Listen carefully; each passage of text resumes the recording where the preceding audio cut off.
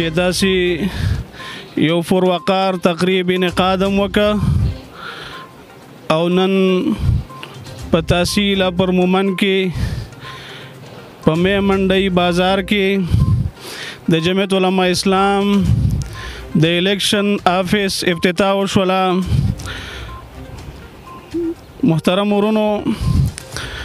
د الیکشن اعلان شوی دی او هرې پارټۍ هر جماعت خپل امیدواران ودرولي دي او هغې ګرځي خپلې سرګرمۍ شروع کړي دي. په همدغه ډلو کې، په همدغه جماعتونو کې، په همدغه پارټیانو کې جمعیت علماء اسلام دا یو سیاسي او مذهبي جماعت دی او موږ تاسو ټولو له په دې باندې شکر ادا کول پکار دي. موږ تاسو ټولو له په دې جماعت باندې شکر ایستل پکار دي چې حضرت شیخ الهند رحمت الله علیه، عبید الله سیندی رحمت الله علیه، حسین احمد مدنی رحمت الله علیه هغې په 1919 کې چې د کم جماعت بنیاد ایښی دی د علماو ته یو پلیټفارم مهیا کړی دی.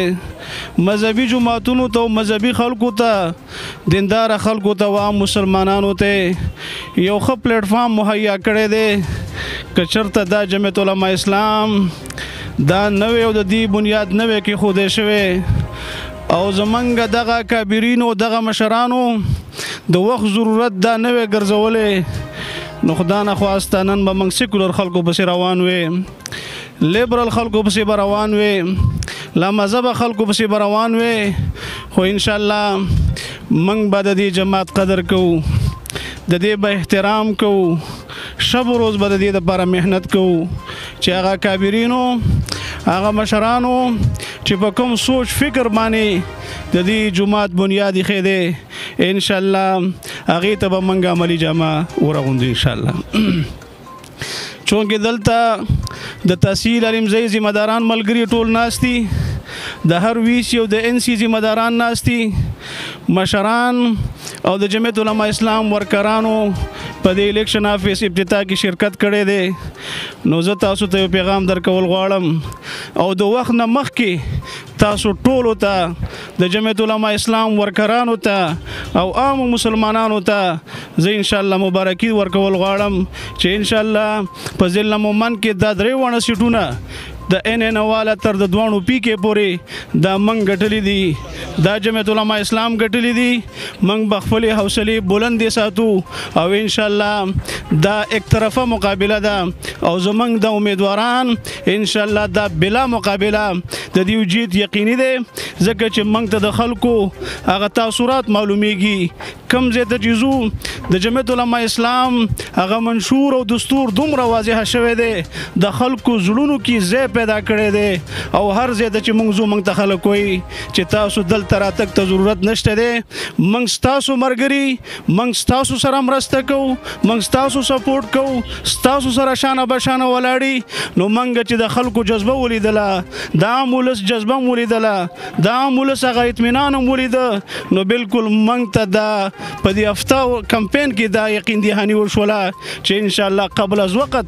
زه ټولو کارکنانو ته او ټولو ذمه دارانو ته مبارکي ورکوم. انشاءالله خپل محنت به کوو، خپل جدوجهد به کوو او انشاءالله مولانا عارف حقانی صاحب چې ډېر یو مخلص او د دې ضلعې او د دې خاورې خدمت یې ډېر په سخت ټیم کې وکړه، په هر وخت کې او په هر ټیم کې نمایندګي وکړه د جماعت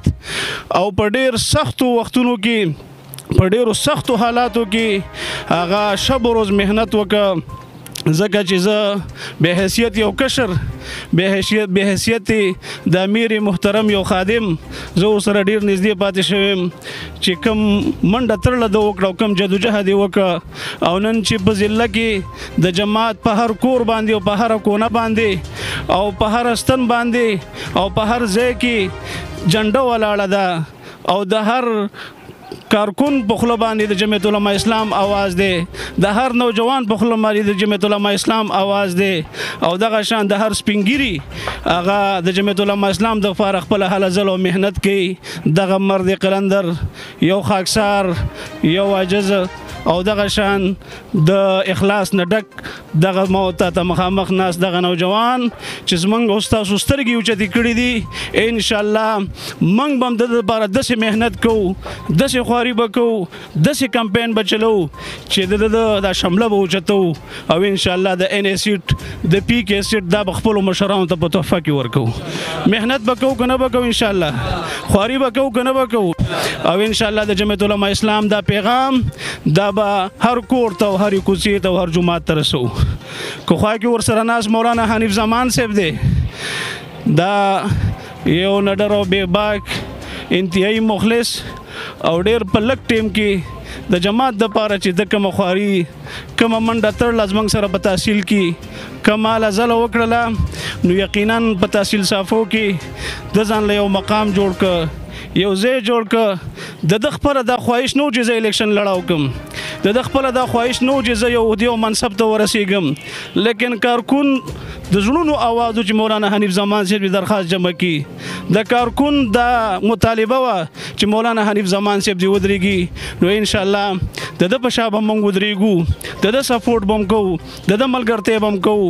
او دا درې وړه سیټونه انشاءالله دا به خپلو مشرانو ته په تحفه کې ورکوو ځکه چې مولانا فضل الرحمن صاحب په عارف حقاني صاحب باندې اعتماد کړی دی په مولانا حنیف زمان صاحب باندې اعتماد کړی دی پولو ورکې چې زموږ کوم مشران دي حافظ رشید احمد صاحب هغې باندې اعتماد کړی دی انشاءالله موږ به د دغه اعتماد لاج ساتو د دغې خیال به ساتو او دغه مشرانو ته به د خپل سیټونه په تحفه کې ورکوو خو په قلار به نه کینو ځکه که بیا وروسته ما ورته ګیلې شکوې کوو چې زما دا کار نه کیږي ما ته رکاوټونه دي زما دا مسله نه حل کیږي نو هغې نه پیله موږ او تاسو له پکار ده چې دا میش دا شپه ورځ په ځان باندې وکړو خوبونه چې کوم دی هغه ترک کړو او خپل کار ته کار ووایي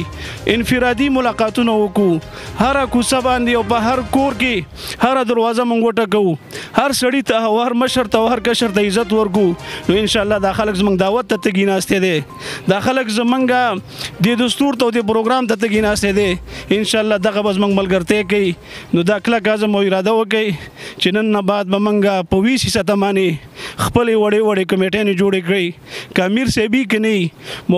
مولانا حنیف زمان صاحبي که نه چې هغه کمیټیانې انفرادي ملاقاتونه کوي او په خپل کلي علاقه کې دعوتونه شروع کوي الله جل جلاله دې موږ تاسو ټولو ته کامیابیانې را نصیب کړي او الله جل جلاله دې دا څومره امیدواران دي دا دې ته خدای پاک کامیابي ورکړي او دا مرحله د خیر عافیت سره الله جل جلاله سرته ورسوي واخر دعوانا الحمدلله رب